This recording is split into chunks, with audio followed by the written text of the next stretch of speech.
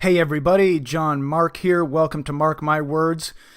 A new survey has come out that shows that white nationalism, as they call it, is rising in the military. I'm going to show you two very important and very interesting statistics in a moment. But before I do that, I want to tell you why this is an important development. One of the things I talk about a lot, I talk about it in my video here, Civil War II in America, Who Would Win, that has 1.6 million views. This is my most viewed video.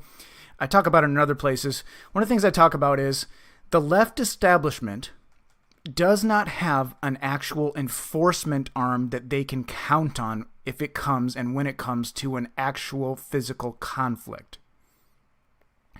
Now, for those of you who are new to me, there's going to be some kind of a shakeup of the current system, because very soon the Republican Party is not going to be able to win any elections because we're importing millions of people, and most of them, the great majority of them, are non-whites, and non-whites vote more than 2-to-1 Democrat. They've done it for decades. There's no sign that is changing.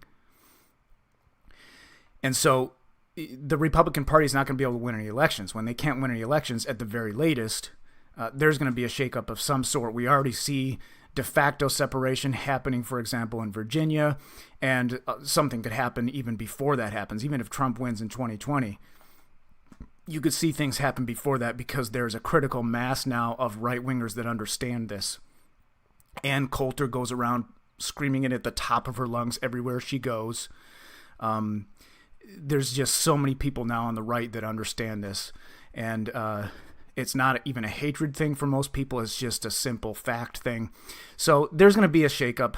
And then when you realize there's going to be a shakeup, you realize, okay, an important topic of conversation here is, can the left establishment actually enforce what it wants to do if and when the grassroots right wing decides to say no? Who is the left establishment going to send to enforce anti-Second Amendment laws, for example? Or even enforce, you have to accept immigrants? Who are they going to send to enforce that? There are two layers, I think we could say it that way. There are two layers of enforcement you would need, that the left establishment would need. The first layer is they would have to enforce anti-Second Amendment laws. And we can see from the data, this is a screenshot from my video here. We can see from the data, they don't have anywhere near what they need when it comes to enforcement to stop your basic conservatism, pro-Second Amendment people, if those people decide to do whatever the heck they want to do. There's just no way that the left establishment can stop them. They don't have the firepower. The military voted. Let's find the military here. I've got another screenshot. The military voted 2/3 for Trump. And, you've got also about 20 million former military in America, which is way more than even the current military. And they obviously probably even voted more than Trump, because the military is more non-white today on average than it was, in previous times. They're really trying to get more and more non-whites into the military for obvious reasons. So that's my initial simple point, which is the left establishment doesn't have an enforcement arm for level 1, which is anti-Second Amendment. How are they going to enforce that? And even for level 2, let's go back to our first screenshot here. Even for what I call level 2 of enforcement, which is, what if, the left establishment decides, oh, we want to, start rounding up people or forcing immigration down people's throats. And there's a critical mass of right-wingers that's saying, listen, we're not going to keep accepting people that vote more than 2-to-1 Democrat. We're not going to keep importing them. We're going to put up a fight in some way, shape, or form. Who is the left establishment going to send to enforce that? This screenshot shows, this is a survey from a while back, that somewhere between 10 and 11 million people in America have what used to be called alt-right beliefs, and that can range from anywhere from an outright neo-Nazi to a person that says, hey, you know what, the Republican Party is not going to be able to win any more elections soon because of immigration, because of the way the non-white immigrants vote specifically. So and that's probably larger now. So let's look at the military. This is where the military comes in. Very, very interesting here. Let me show you the graphic first, the key graphic here. Percentage of poll respondents. These are military people that responded to this poll who saw white nationalism or racism within the ranks. In the last couple of years, it was around 1/5 of the military men say they saw some evidence of that in recent months, is how they worded it. In 2019, it jumped from 1/5 to over 1/3 of people in the military who were surveyed who said they saw some evidence of white nationalism or racism in the military. Now think about this. This is the number of overt actions by somebody that was perceived as either racist or white nationalist. That's the overt actions. The next question you have to ask is how much, you could call it white nationalism or you could call it just pro-white attitudes, depending on what it is. How much of that is present in military members, obviously in white military members, that is not expressed in overt actions? This is just the overt actions that people are seeing. You know, if you look at the description they have here, they talk about somebody that has a sticker or that says something racist or, you know, has some kind of a logo or something. What about the white military members that are keeping it kind of quiet, or they only talk about it among other, small groups of or larger groups of white military members that are on the same page? What about the stuff that doesn't show up overtly? Okay, so this is very, very interesting. Second very important statistic here. In the poll, about 46% of troops surveyed rated white nationalists as a significant national security threat, slightly higher than domestic terrorists with a connection to Islam, 45%. So this is statistically meaningless difference. So basically, you've got close to half of the troops viewed Muslim terrorists as a domestic security threat.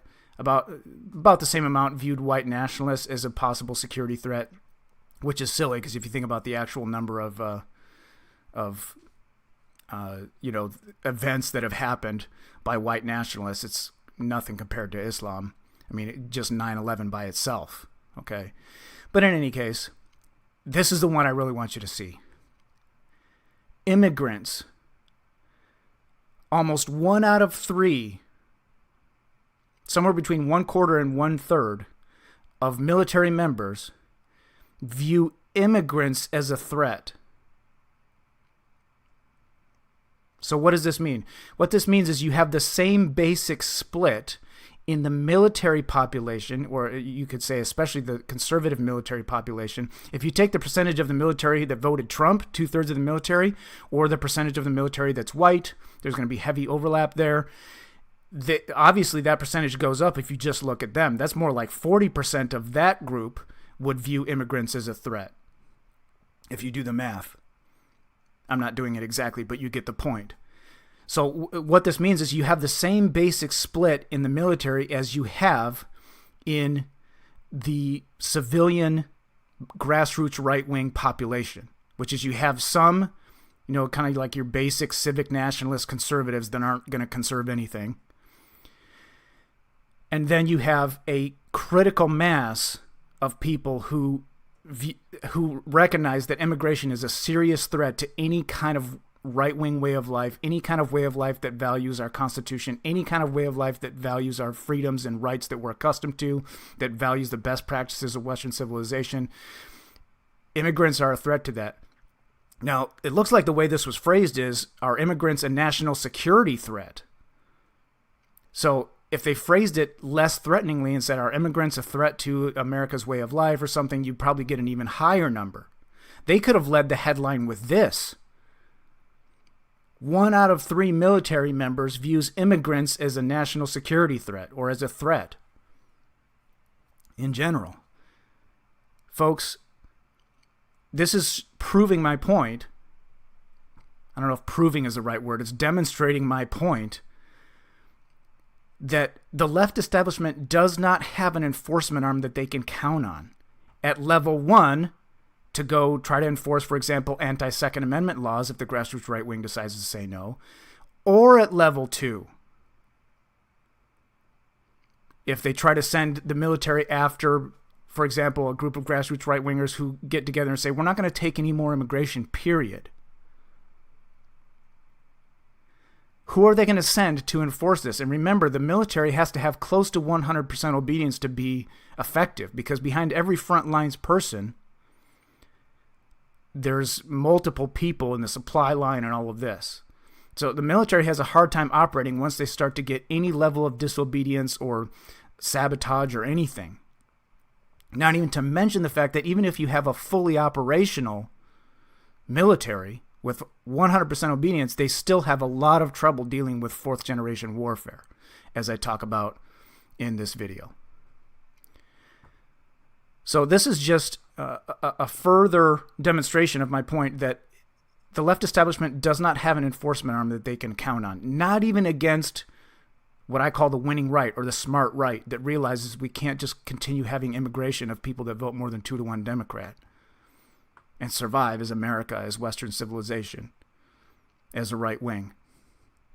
Let's see, any other important stats here that I would want to show you. One of the people that was interviewed here says that this matches up with what they've heard anecdotally. They said this problem has grown in recent years. Okay, not that one. I'm looking for a different quote here.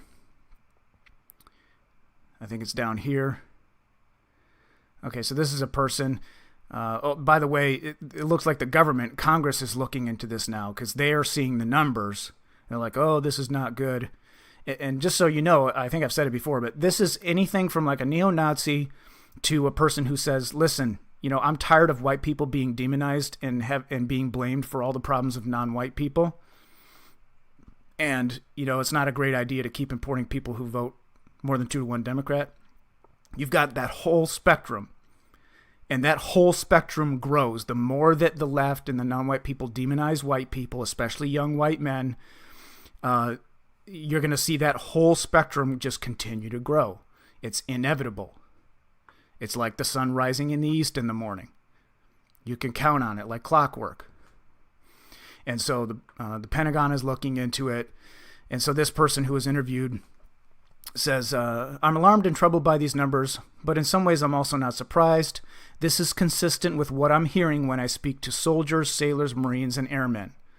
They've told me anecdotally about racism they see, white nationalist language, signs, and symbols.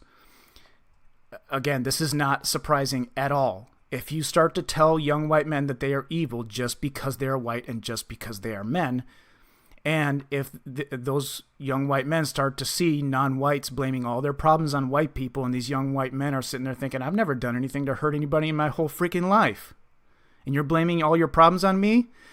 Let me give you the middle finger. How about that? Let me start looking into, you know, white nationalism. Let me start looking into at least pro-white advocacy. Let me at least, you know, say, hey, let's stop all this immigration of people that evidently don't like us. Even though they're benefiting massively from living around us, they don't say a single word of thanks. Instead, all they can do is demonize us all day long. Yeah, how about F you? Is it really a surprise that these people start having this kind of attitude? That these young white men do that? Of course it's not. So in general, folks, I mean, this is, if you're on the winning right, or what I call the smart right, this is good news. Who is the establishment in the left going to send to enforce their will against us that they can count on? 100%. Nobody. Make sure you're subscribed to my channel. If you have not watched some of these previous videos of mine, you need to be watching some of my key videos in my back catalog. I'll put a couple of the links in the top comments so that you can find them easily. This one is really great too, How to Crush the Left Once and For All. And I'm not primarily bragging on myself there. I'm bragging on proprietarianism. This is just my attempt to explain it in kind of easy to understand language, the basics of it. A lot of great stuff that you need to watch. I'll put some links in the top comment. Love you all. Till next time.